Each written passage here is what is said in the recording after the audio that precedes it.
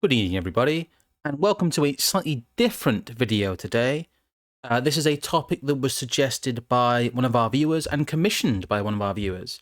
If you have a burning question or burning video topic you'd like to be handled, I do have the right to refuse them, and they will take a while. I will warn you, these can sometimes take months to research and properly assemble, because I'm doing them in between other things, but they will come out, don't worry, and this is one of the first of those to be commissioned that is coming out. Thank you to Lewis for commissioning this, and it's quite an interesting topic. I've entitled this Peak Oil or How Our Leaders Misunderstand Entropy, because there's a degree of overlapping narratives here. But really what we'll see here is a discussion on, well, mixing up physics with finance, first of all, and some of the mixed pop science that came into the peak oil narrative. Some of you may be too young to understand what peak oil is, or what peak oil, I should say, was, because peak oil has ebbed and flowed as an idea in people's minds throughout the years.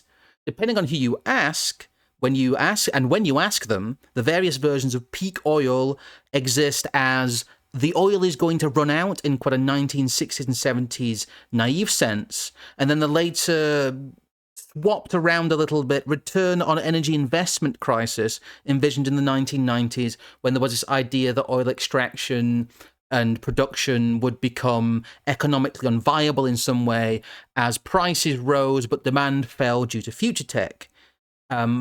Obviously, as you find yourself in objective reality in 2024, this hasn't happened. But first of all, let's have a quick look at the state today. This is from the 17th of April, 2024. This is from oilprice.com. Standard & Chartered says peak oil demand is not imminent. Peak oil, literally to give it its definition, is the point at which there will be the maximum oil production, which will then reduce irrevocably. And the irrevocably part is the important part, because oil prices ebb and flow, production ebbs and flows, but the idea that oil will go into an inexorable decline as it becomes more expensive to extract and as it becomes ever more less needed in terms of demand, that is what we're talking about here with peak oil. But the problem, like I said, with peak oil is there's a few different forms of it. Yes, there's been an oil price, the oil price rally has lately lost some steam, but obviously things have gone up since the pandemic, as we'll go into later, because there was a lot of talk of, oil crash or peak oil. Whenever there's a crisis, you get this talk of peak oil. But to put you back into the past and to give you some context about where the idea of peak oil comes from, originally the concept is encapsulated in what is described as Hubbert's Peak. Hubbert's, that's a bit much. Hubbert's Peak. This is when in 1956, M. King Hubbard created the idea that there would be a peak demand of crude oil, or the peak production demand of crude oil in the 1970s in America. And later on, he went on to predict that there would be the early 2000s for global demand. But this has been reinterpreted and misinterpreted many times. Really, it is as you can see here, there's production, and there's the curve, and as you see here, the curve, millions of barrels per day, you see that this inexorable decline is what is meant by peak oil. It is literally the peak of this graph. But the factors that go into it here, Hubbert's curve is a model that approximates the production rate of resources over a period of time. Specifically, Hubbert's peak refers to the point at which the production rate is its highest, with demand for the resource rising, and after this, it predicts a drop in correlation to the increase in demand. During this drop, there may be dramatic differences in production and demand as demand continues to increase, but production drops overall.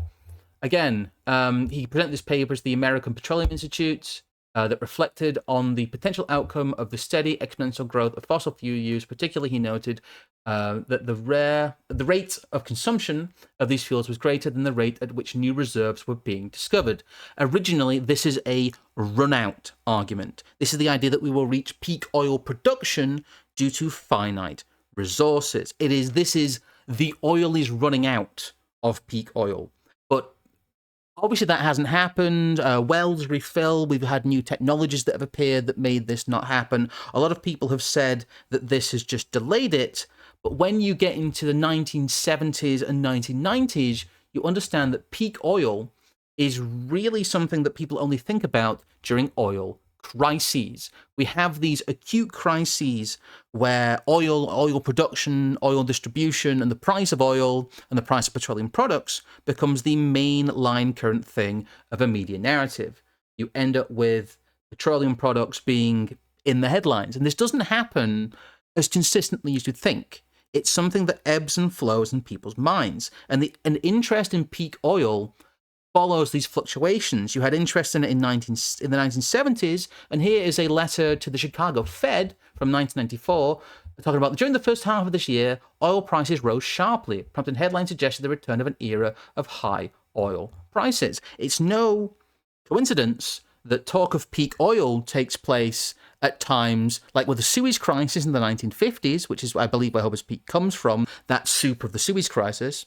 As with the Suez Crisis, you end up with these periods where people feel, because they're being told about oil, they suddenly jolt in their heads that the oil's going to run out, or we're not going to have oil. All these theories around oil seem to be linked to individual crises or flavors of the month, and peak oil seems to ebb and flow in popularity as its viability and the timescales therein, as we'll get to, adjust.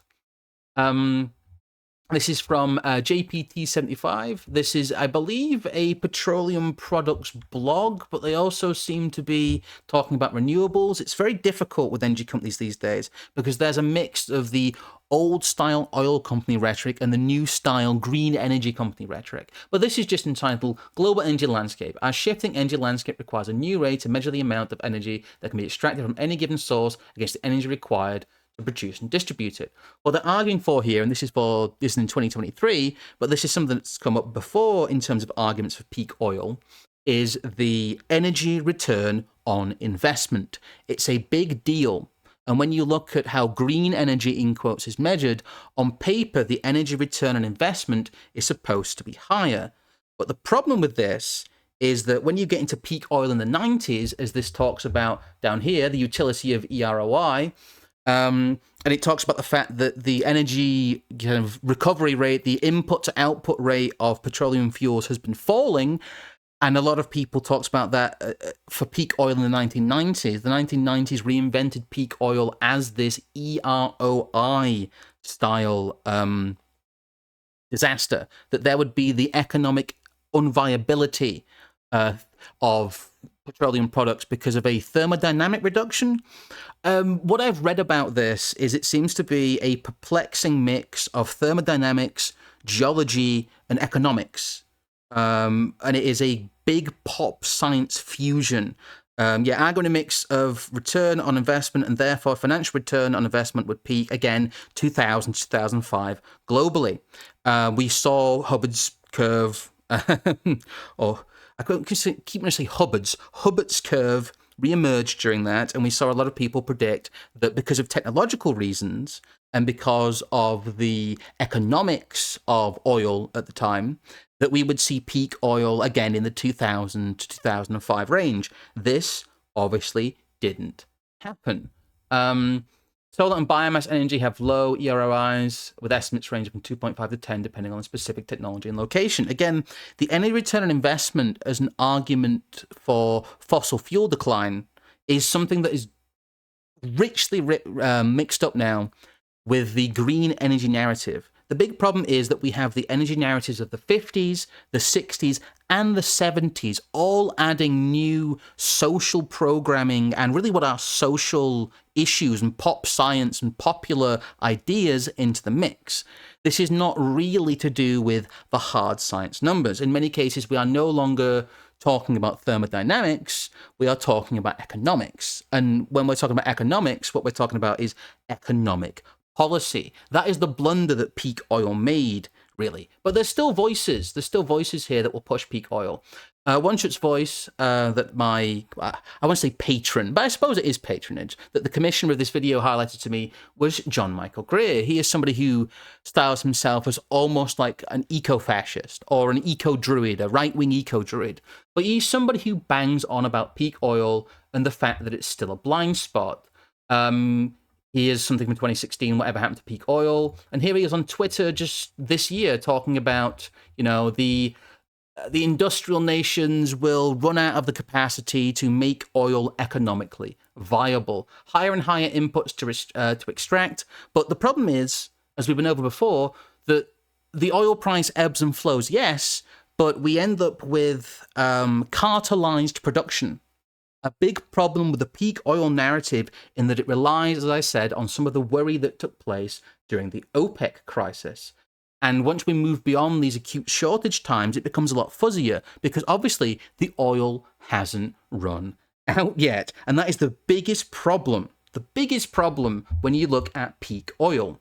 Peak oil really is it's like predicting the return of Jesus Christ. We've had figures, the figures now go into the 2050s, but it seems that everyone who predicts peak oil seems to predict it 15 to 20 years in the future of where they are. It was predicted to be in the 70s, in the 50s, it was predicted to be in the 2000s, or the 90s to the 2000s to the 70s. It was predicted to be in the mid-2000s to late 2000s in the 90s. It always seems that peak oil is 20 years away. And yet this Malthusian disaster of energy production never seems to materialize. There's a side argument here that the idea of oil scarcity is useful to oil companies. And some of my research into the oil industry many years ago showed me that really oil in of itself isn't particularly valuable, but we simply have never found a better alternative to petroleum products. On a global scale, oil demand scales linearly with industrial production. Oil is also a lot more widespread than thought, and its extreme scarcity and difficulty to extract is something of a myth caused by oil cartelization by nations such as OPEC. When we saw an OPEC, Russia, minor Venezuela trade war during the pandemic, again, here's a little bit thing about peak oil, but is that the one? The price will fluctuate, but as we saw during the pandemic, it will always come back to a center point. It will always come back to a point where it reaches the market value, in quotes. It's heavily manipulated, but the price of oil has a lot less to do with raw extraction rates than it does with transportation, processing, and distribution. What you pay for fuel reflects the entire economy and tax structure of your nation, not just the raw oil price. This is why energy return for investment for oil does not make any sense in terms of it being just specifically for oil. It would be an entropy crisis for the entire economic and production system, which we are seeing, but not for the factors the mainstream economists would want to discuss. It would have to be some form, really, of peak minerals. And we did see... God, yes. Well, this is the paywall screen that seems to pop up on FT. Thank you, FT, for being useless. But copper as well is something that's extremely scarce. And copper has hit very substantial highs quite recently. And scarcity of crude oil really doesn't have a lot uniquely that it has compared to other miracles. I suppose from a political point of view, they're miracles, but other minerals. And a lot of politicians think that they just arrive via magic, that the appearance of energy is some sort of scientific miracle. But really, when it comes to it, you have the stabilizing factors of transportation, of distribution, and that is what contributes to the oil price, not merely its extraction and rarity. People think of it like a diamond when they should really think about it like bottled water. Water has no inherent value in somewhere like Britain, but the infrastructure to pump it and store it and distribute it is what makes you pay the money. The same really, on a larger scale, is true for oil. You will see some reduction in oil over the past 30 years in America, But a lot of this is to do with offshoring. You'll see that macro energy management has created a offshoring of American energy that created, yes, a peak of petroleum usage in America round about, depending on who you ask, the 70s to the 2000s, depending on which metric you use, but not on a global scale. What's happened is that you have literally just the offshoring. If you see this here, 95 to 2010, you see overseas production basically and manual labor, manual employment. What's happened is that American heavy industry, the use of oil hasn't declined because of new technologies. It's declined simply because of globalization. um, it's a shell game. What we see here really is a shell game of overproduction, kind of narratives, underproduction narratives, a whole stew of predictions when it comes to technology, and half-remembered bits of thermodynamics, economics, geology, and engineering. Again, we go over a couple more of these arguments for peak oil. You will see that it's all predicated on what you have as kind of systematic management and the idea of impending crisis from weakly measured, let's say, current conditions. It's the opposite, really, of what you get when you get future tech, when you get stuff like when you get stuff like green energy. What you have in green energy is the opposite problem. You have a weighting on the scales of energy kind of return on investment that is higher than it really should be. And the irony is that peak oil not materializing has led to officials to assume that renewables will undergo the same gains and so build economic plans on nebulous future tech. Where the energy management is a continuous process, it is interwoven with narratives also about overpopulation. The messaging outgrowth of this, often pushed by moral voices such as charities, is that humans must be controlled. And you have this idea of the just energy transition. Here's a lovely solar panel in a leafy green field. And what they're talking about effectively is that you will be turned into a subsistence human. Your economic resources will be reduced per unit, and that is just because everyone is suffering equally. But all of this is in pursuit of a mixed narrative that includes factors from very disparate disciplines, and that's how they get away with it, the shell game. Supposedly, green energy and the green energy transition has been better for energy return on investment. But if you look at the UK's energy prices for industrial users, the cutting off of the cheap fossil fuels because of the Russia-Ukraine conflict has simply caused a massive explosion in the price of energy. You can pretend that you are more efficient on paper, but the market doesn't lie, people's wallets don't lie, and the megawatt price per megawatt hour doesn't lie. You cannot fake this, and that's coming up against reality is what happens when you have lies on this scale, really, when you have misunderstandings on this scale, when you do not understand entropy. And that is the key factor here, that these people do not understand what is happening in terms of the entropic forces when it comes to their own economies.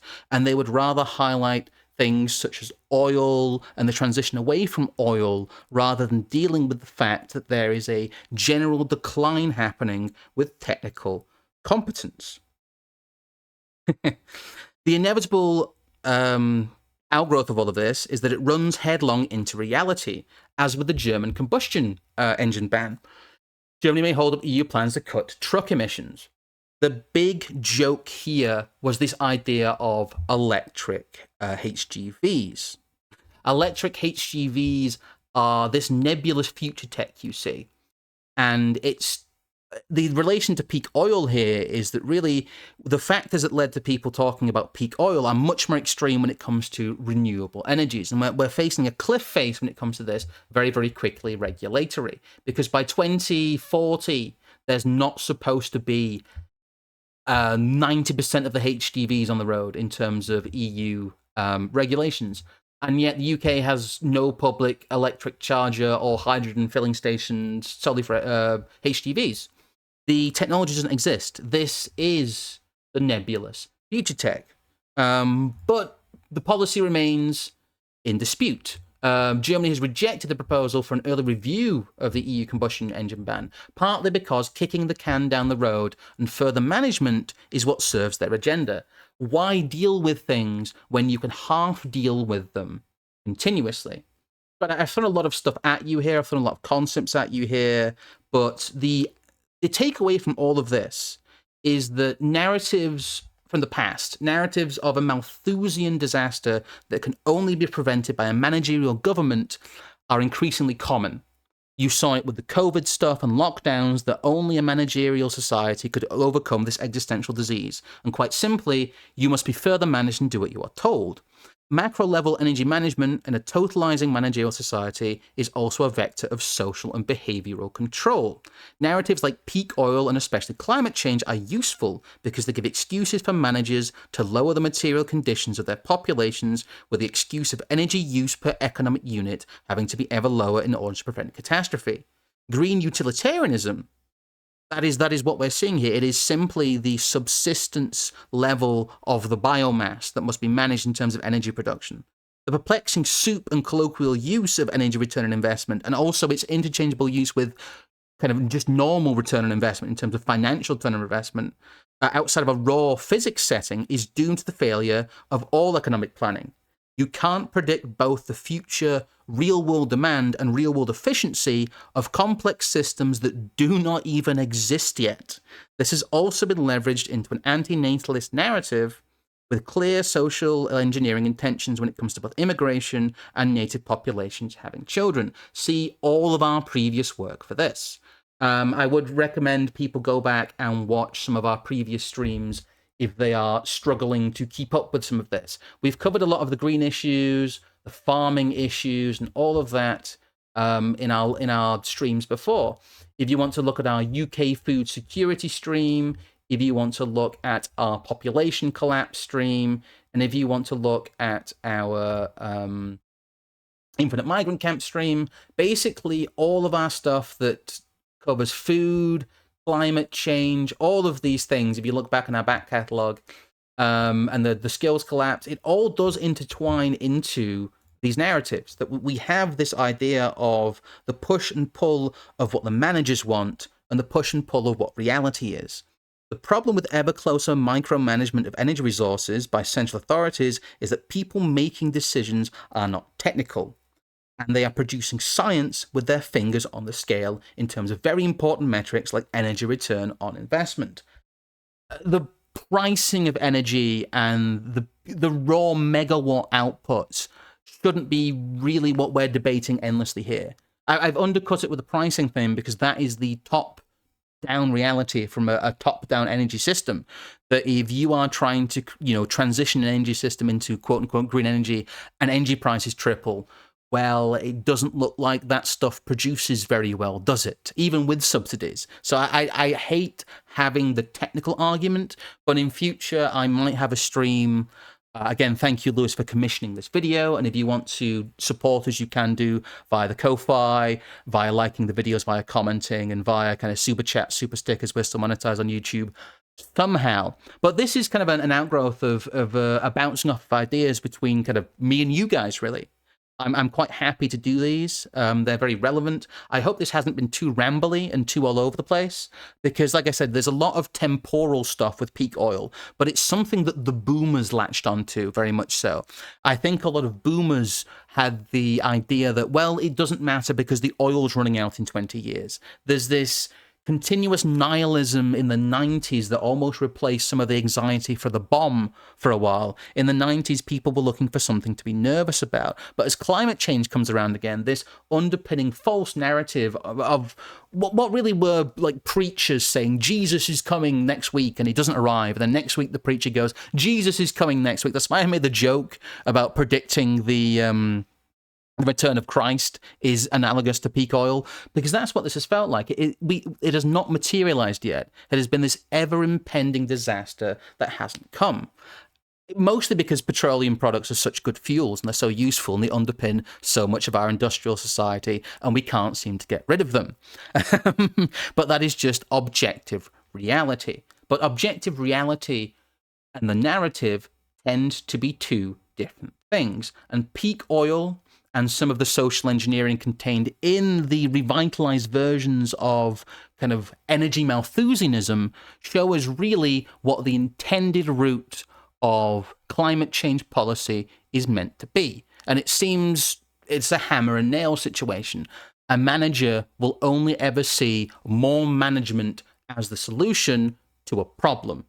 But when you have a society that is ruled absolutely by a class of permanent managers, as we do, then you have a recipe for inevitable disaster. But that has nothing to do with quote-unquote dinosaur bone juice running out. That has everything to do with the entropic nature of managerial systems, which, ironically, in themselves seem to be one of the only things that could bring about this Malthusian energy disaster.